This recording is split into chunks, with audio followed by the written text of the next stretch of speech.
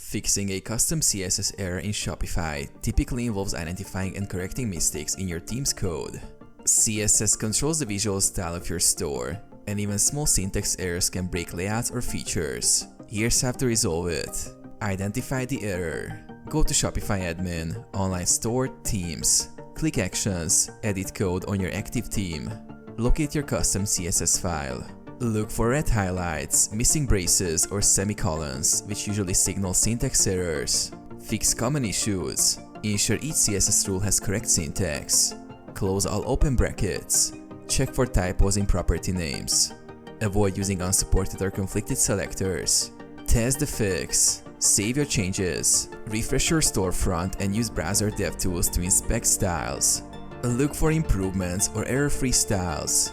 Use a CSS validator. Copy your code into a tool like W3C CSS Validator to catch hidden issues. Regularly backing up your theme or working in a duplicate theme helps avoid breaking your live store.